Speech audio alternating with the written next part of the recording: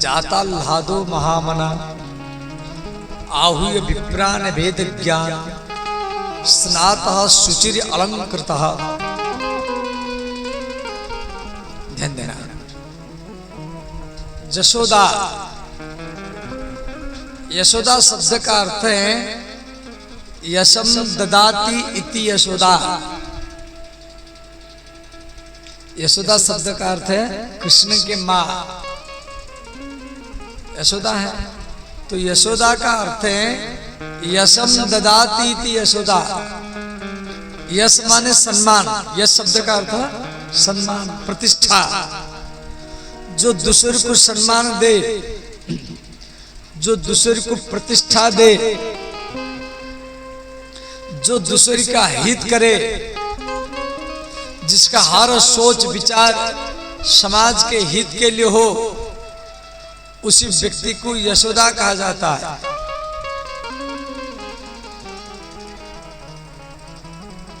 और ऐसा सोच जिसके अंदर में रहेगा दूसरे का हित, दूसरे को सुख मिले। तुलसीदास जी रामचरितमानस में एक पंक्ति लिखे हैं,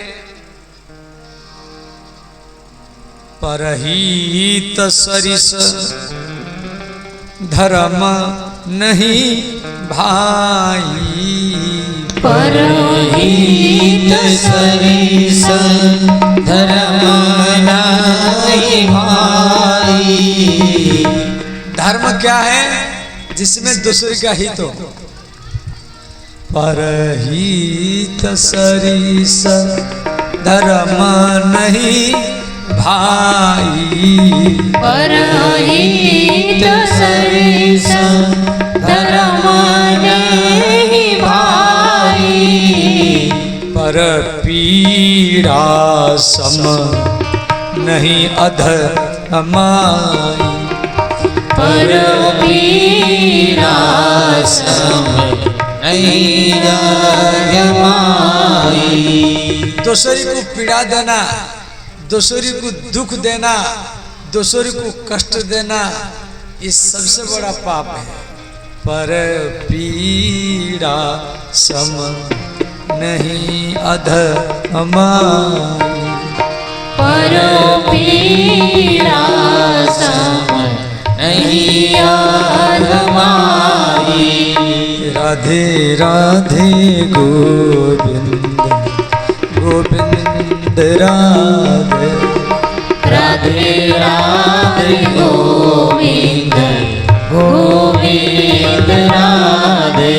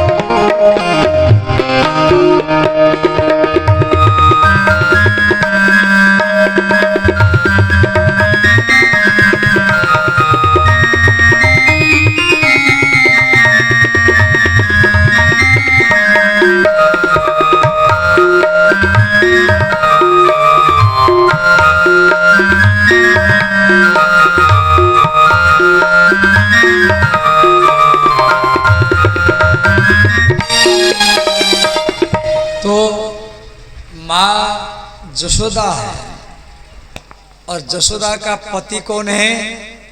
नंद बाबा। नंद शब्द का अर्थ है नंदयति इति नंद, जो सबको सुख दे। नंद माने सुख, शांति दे, उसको नंद कहा जाता है। तो पति नंद है और पत्नी जसोदा, जो सबको यश दे, सम्मान दे, प्रतिष्ठा दे। तो जहां पति नंद हो, पत्नी जसोदा हो, वहीं पर आनंद ही जन्म लेता है। तो आनंद कौन है? ना कृष्ण है। भगवान का नाम ही आनंद है। आप सबको याद भी है, नंद के आनंद भयो जय कन्हैया लाल।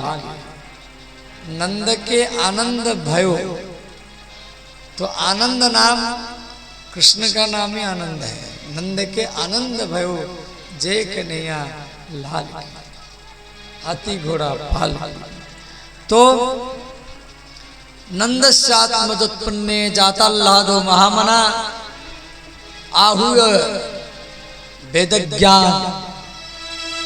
ब्राह्मण लोग आकर के जात संस्कार आदि किए। भगवान का जन्मोत्सव मनाया जा रहा है। और जन्मोत्सव में तो सब स्त्रियां आती हैं, भगवान को गोदी में लेती हैं, कोई सोना चांदी भेंट करती हैं, कोई खिलौना भेंट करती हैं, और कोई गुब्बारा भेंट करती हैं। तो उसी बीच में एक गरीब ब्राह्मणी वो खड़े होकर के रो रहे हैं। यशोदा मैया का नजर पड़ा जे ये सब स्त्रियां मेरे लाला को गोदी में लेती हैं और ये रोती हैं। तो यशोदा उसको बोली, अरे ब्राह्मणी, आप क्यों रोती हैं, क्या कारण है? तो ब्राह्मणी बोली, अरे भैया, मेरी इच्छा है तेरे लाला को, लाला समझ आते, लाला मैंने बउआ, बिहार में बोलता बउआ, नुनू बोलता है।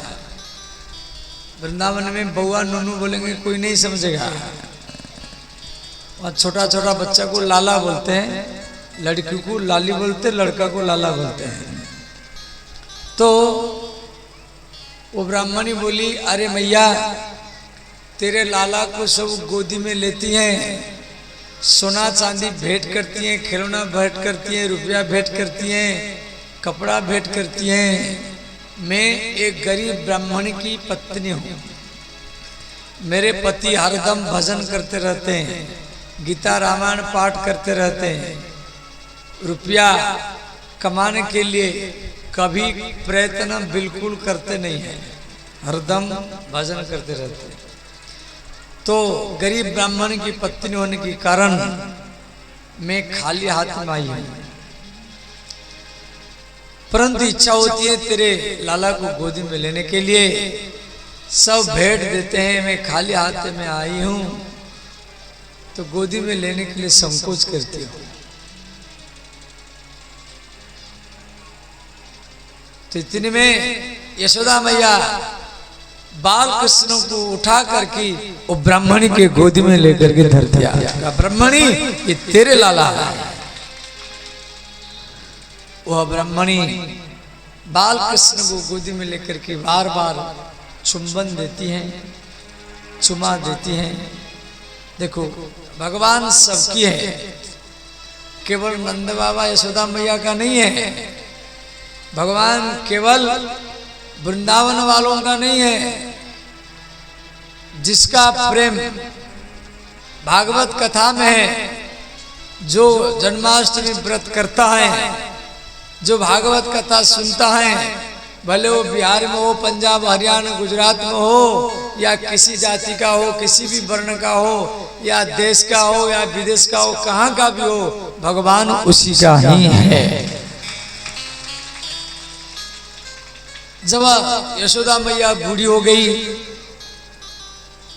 नंद बाबा वृद्ध हो गए, संतान नहीं हुआ, यशोदा मैया आशा छोड़ दी जे इसी जन्म में मुझे कोई पुत्र वन नहीं मिलेगा,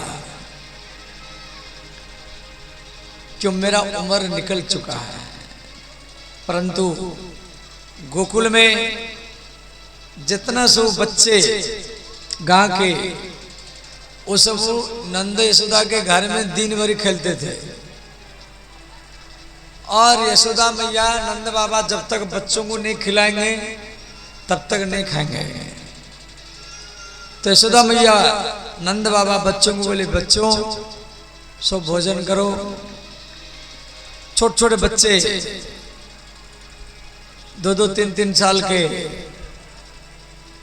वो सब बोले, अरे मैया आज हम एकादशी व्रत किया है, हम भोजन नहीं करेंगे।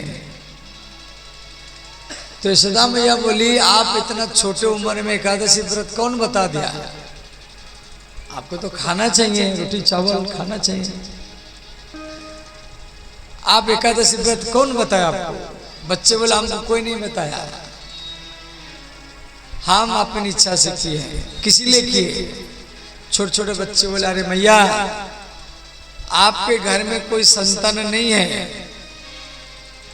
नंद बाबा हमको देख कर के रोते हैं और आप भी हमको देख कर के रोती हैं, इसलिए हम सब बच्चे मिलकर के एकादशी को आज ही मनाया है।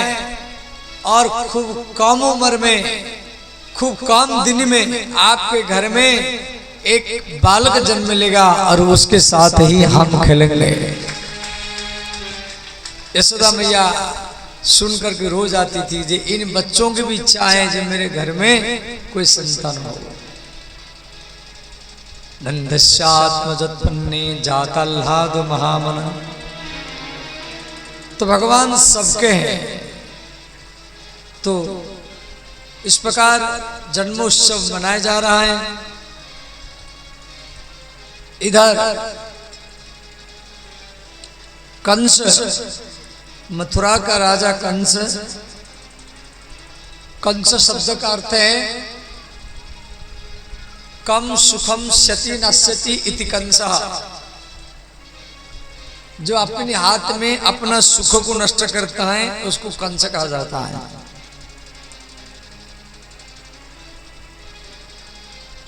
कंस चिंतित है कि मेरा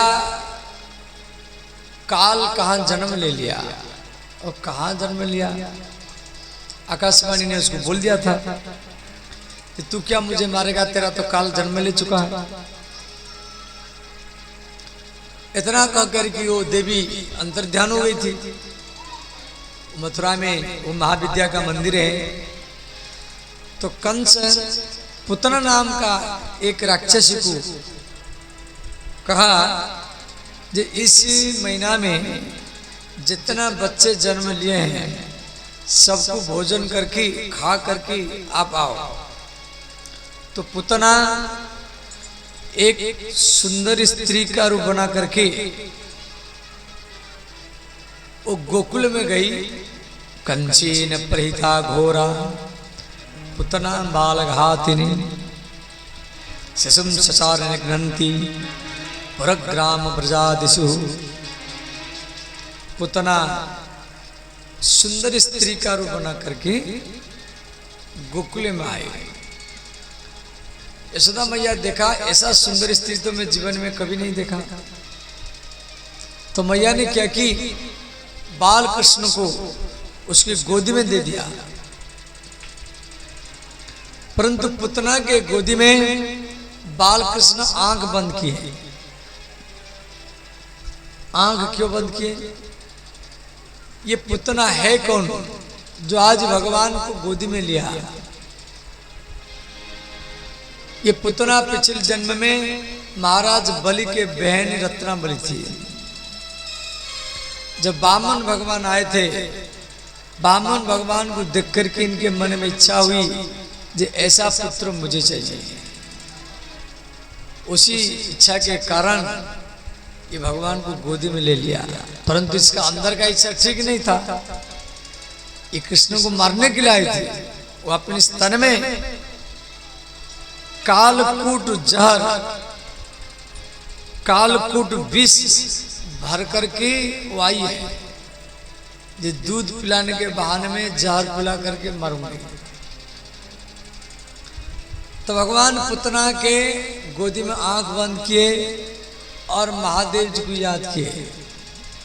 बोले महादेव जी, समुद्र मंथन से जो विष निकला था और आप उसको पिए थे, और ये राक्षसियां अपनी स्तन में विष भर करके आई है, और मेरे मैया मुझे इसकी गोदी में दे दिया है, और मैं बोल नहीं सकता। कि बच्चा बोलेगा नहीं, बच्चा बोल नहीं सकता। अब भगवान बालकृष्ण आंख बंद करके महादेव जी को याद किए, जब महादेव जी इसके स्तन में जो विष है वो विष को आप पी जाइए और दूध को हम ही पी जाएंगे।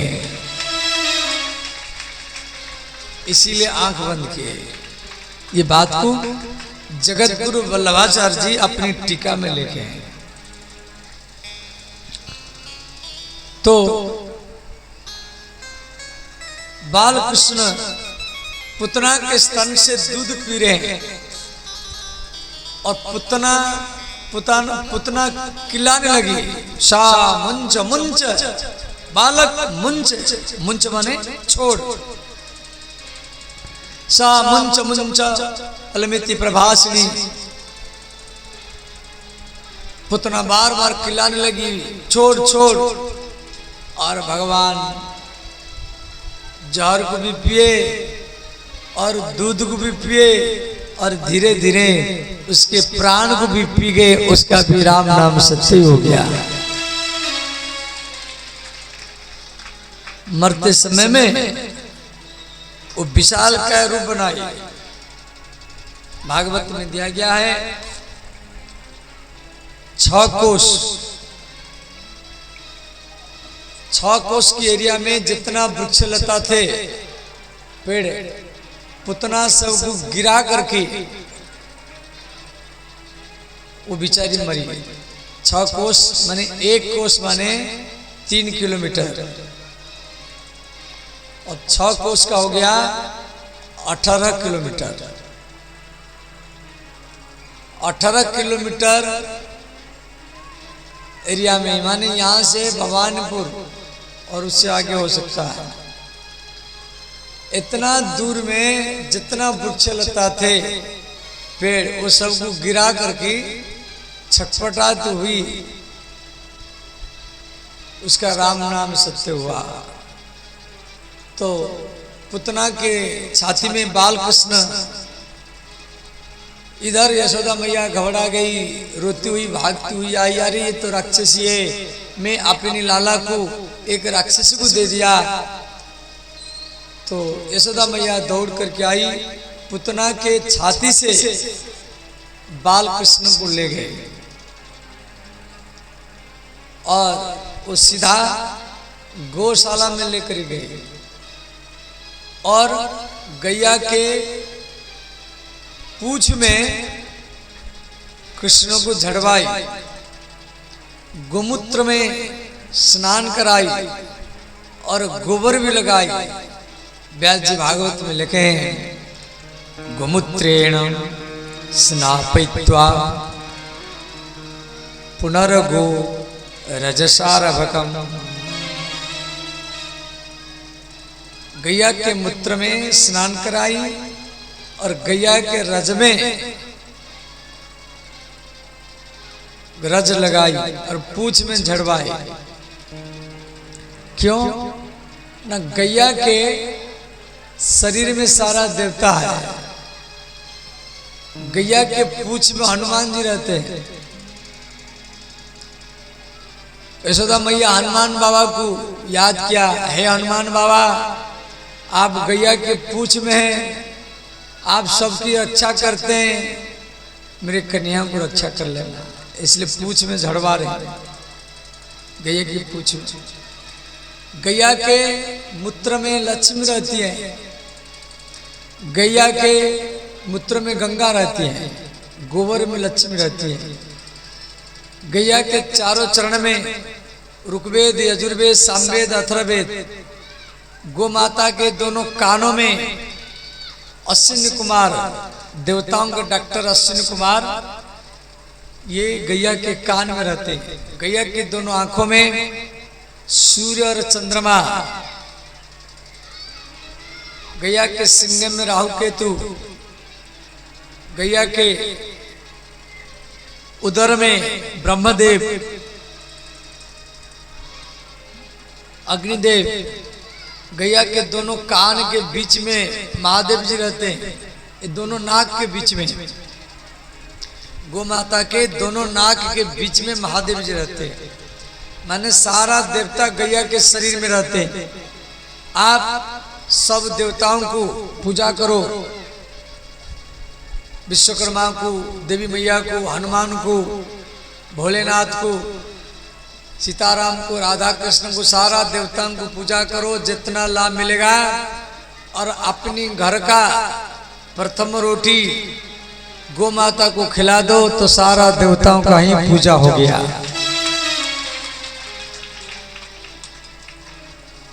देखो गौ माताएं भी भिक्षा करती हैं।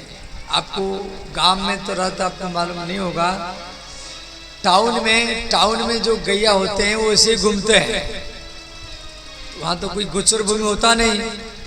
आप दिल्ली में जाएंगे या मथुरा में तो गैया जब उसको भूख लगेगा, गैया हो या सांड हो,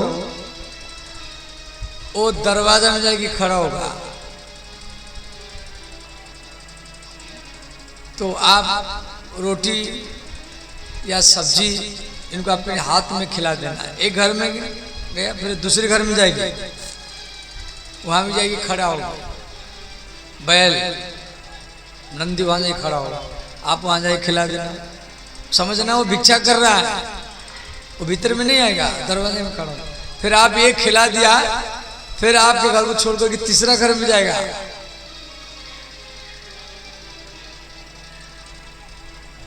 प्राय टाउन में जितना सब गैया होते हैं या बछड़ा है या नंदी है, बैल है, ये सब घर घर में जाएगी भिक्षा करते हैं। आप वहां खड़ा होकर देखना, परखना। आप कभी ढंग से देखेंगे तो कई व्यक्ति हाथ में खिला देते हैं, कोई डंडा से भगा देता है। अब वो तो पशु है, वो तो कुछ बोलेगा नहीं। तो उस समय में आप गैया को हो या बैल को अपने हाथ में खिला देंगे ना, उस समय वो गैया का आशीर्वाद आपको भगवान से ही मिला देगा। उस समय आप उनको अपने हाथ में खिलाएंगे। आप तो मनुष्यों को खिलाते हैं, बाल बच्चा, पत्नी को, बच्चों को सब खिलाते हैं। ऐसे कुत्ते भी भिक्षा करते हैं, ये भी हमें देखे। अबारा का जो कुत्ते होते हैं, इसी घर के दरवाजे में जाएगा, फिर दूसरी दरवाजे में जाएगा, फिर तीसरी घर के दरवाजे में जाएगा। ठीक 9-10 बज जाएगा, वो समय जाएगा, अब रोटी बन गया होगा, तो घर घर में जाके भिक्षा करते हैं। वृंदावन के जितना साधु है सब भिक्षा करते हैं। 10-11 बजे जाएंगे, गांव में भिक्षा करेंगे। तो गैया के शरीर में सारा देवता है। आप गैया को एक लड्डू खिला दिया और वो लड्डू हनुमान जी के मुख में जाएगा। क्यों? हनुमान जी गौ माता की पूंछ में रहते हैं। आप गैया को एक केला खिला दिया और वो केला महादेव जी के मुख में जाएगा। क्यों? महादेव जी गौ माता के दोनों नाक के बीच में रहते हैं। तो इसीलिए आप गैया को प्रणाम कर लिया तो सारा देवताओं का परिक्रमा प्रणाम हो गया। गैया की परिक्रमा कर लिया तो सारा देवताओं का परिक्रमा हो गया। और गैया के दूध से बना हुआ घी शुद्ध माना जाता है।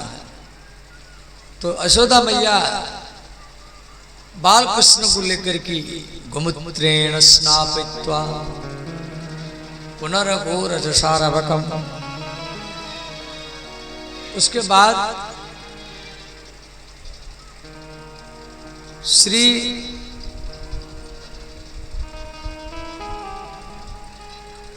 जो पुतना जब मर गई तो वृंदावनवासी गोकुलवासी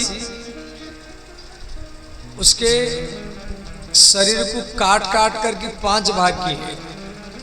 दोनों भुजा को काटे और दोनों जांघ काटे, तो 5 टुकड़ा हो गया। और वो तो बहुत बड़ी राक्षसी थी। जब 18 किलोमीटर एरिया में जो पेड़ों को गिरा दी तो पुतना तो भी बहुत विशाल होगी। तो उसके शरीर को काट काट करके 5 भाग किया गया। तो 5 भाग माने पुतना कौन है? पुतना अविद्या है। पुतना क्या है? अविद्या। विद्या और अविद्या। विद्या क्या है? सा विद्या या विमुक्ते, जो मुक्ति को ओर ले जाए, जो बंधन से मुक्ति को ओर ले जाए, जो संसार से भगवान को ओर ले जाए, उसका नाम है विद्या।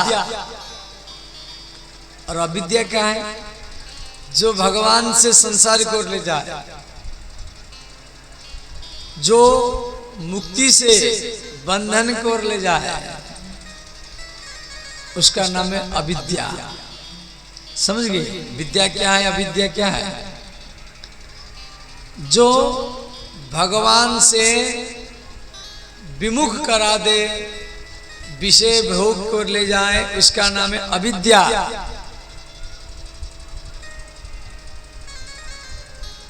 और अविद्या 5 प्रकार के होते हैं। क्या क्या है? काम, क्रोध, लोभ, मोह और माया। ये 5 प्रकार के अविद्या सबको घेरते हैं।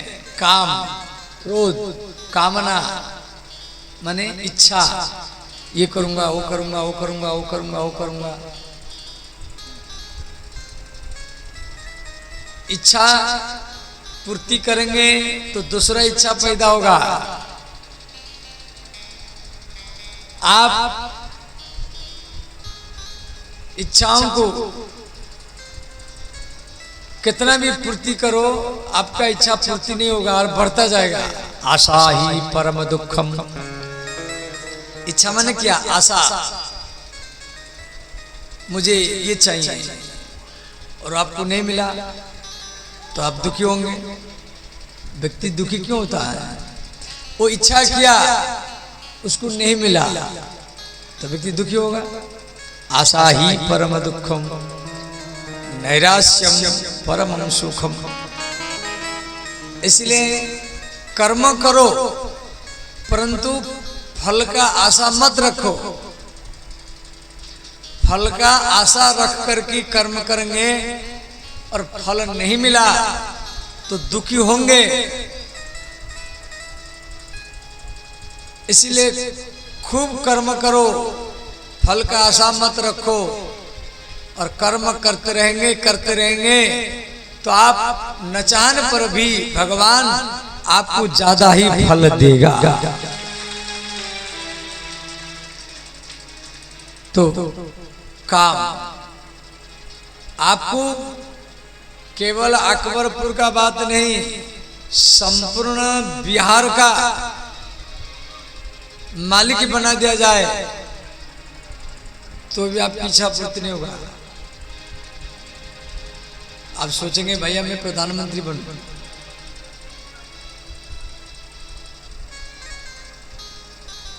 प्रधानमंत्री पूरा बन जाएंगे तो भी इच्छा पूर्ति नहीं होगा। नहीं, मैं संपूर्ण पृथ्वी का सबसे पावरफुल ताकत बनूं, जैसे अमेरिका का राष्ट्रपति ट्रम्प और उधर पुतिन रशिया का।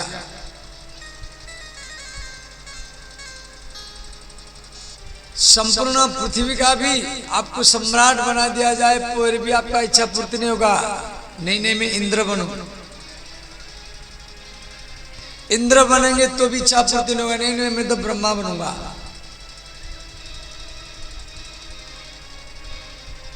तो सुताओ, संपूर्ण ब्रह्मांड का संपत्ति और ब्रह्मांड के सारा स्त्रियां आपको दे दिया जाए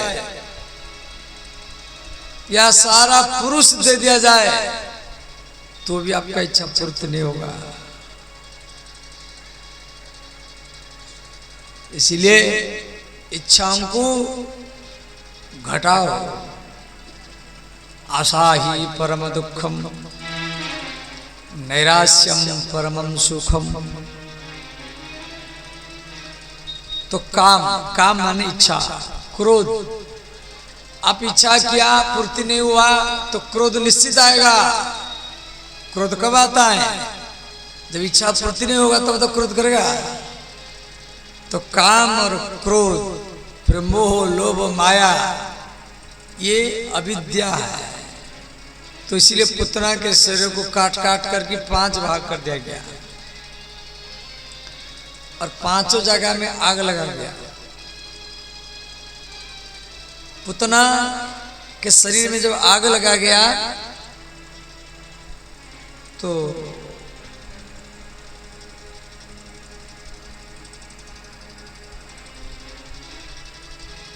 पुतना के शरीर से सुगंध निकला। पुतना एक प्रकार का धूप बत्ती बन गई, अगरबत्ती जैसा।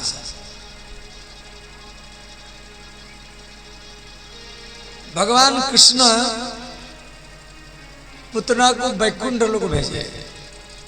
भागवत में दिया गया है, पुतना लोक बालग्नि राक्षसी रुधिरासना। जो पुतना छोटे छोटे बच्चों को खाती थी और खून पीती थी, फिर भी भगवान कृष्ण उसको वैकुंठ लोक भेजे। दद्याप सदगति, सदगति दिए मैंने वैकुंठ भेजे। अब थोड़ा विचार करो, जो पुतना भगवान को मारने के लिए आई थी, अब भगवान उसको वैकुंठ भेज दिए। अब मारने वाले को जब भगवान वैकुंठ दे रहे हैं और आप लोग कृष्ण कथा सुन रहे हैं, तो आपको वैकुंठ लोक निश्चित ही मिलेगा। कम से कम पुतना से तो अच्छा है ना। ये बात को यहां पर भागवत में दिया गया है। उसके बाद में धीरे धीरे कृष्ण 2-3 महीना के हो गए, तो बालक 3 महीना में करवट लेता है। भगवान करवट लिए, बालक जब करवट लेता है उसके माँ प्रसन्न हो जाती है। तो यशोदा मैया अगल बगल में जाकर के बोली, मेरे लाला करवट लिया है, सबका भोजन मेरे घर में होगा। सब भीड़ हुआ। सो गोपी आई, बाल कृष्ण गोदी में लेकर की चुंबन दी। ये गोदी में लेती है, वो लेती है, वो लेती है। यशोदा मैया देखा कि मेरे लाला को कोई विश्राम नहीं मिला, तो मैया ने क्या की, बाल कृष्ण को घर के पीछे के आंगना में सुला दी। इधर कंस देखा जब मैं पुतना को भेजा वो वापस नहीं आई, तो कंस और एक राक्षस भेजा जिसके नाम है शकटासुर। वो शकट गाड़ी का रूप बना करके आया। शकट गाड़ी जो किसान के पास होता है, अब तो धीरे धीरे शकट गाड़ी समाप्त हो गया है, प्राय वो गाँव में है नहीं, तो सब ट्रैक्टर की खेती हो गया। तो शकट गाड़ी का रूप बना करके ये राक्षस आया। अब वो शकट गाड़ी में ना कोई भैंसा है ना कोई बैल है। भाई शकट गाड़ी तो तभी चलेगा यदि कोई उसमें बैल हो या भैंसा हो, और वो गाड़ी स्वतः ही चल रहा है, इसलिए इसका नाम हो गया शकटासुर। ये राक्षस, ये किसको दिखाई नहीं देता था, परंतु गाड़ी में ये बैठा है, ये दिखाई नहीं दे रहा है और गाड़ी चल रहा है। ये सकटासुर सोचा मैं पहिया के नीचे दबा करके कृष्ण को मार डालूंगा। जैसे एक पहिया के नीचे दबाने के लिए सोचा, बाल कृष्ण 3-4 महीने के हो चुके हैं, वो पैर उछाल उछाल कर रो रहे थे और भगवान छोटे से 3-4 महीना के वो सकट गाड़ी जैसे दबाने लगा तो ये भगवान एक लात मारे, वो गाड़ी पलट गया और उसका भी राम नाम सत्य हो गया। भगवान पुतना के दूध पी करके मारे और सकटासुर को लात मार करके मारे। धीरे धीरे कृष्ण 6 महीना के हो गए। 6 महीना में बालक घुटना में चलता है। तो कंस सोचा जब मैं पुतना को भेजा, सकटासुर को भेजा, कोई वापस नहीं आ रहा है, और एक राक्षस भेजा जिसका नाम है तृणावर्त। आवर्त, आवर्त माने घूमना। वो राक्षस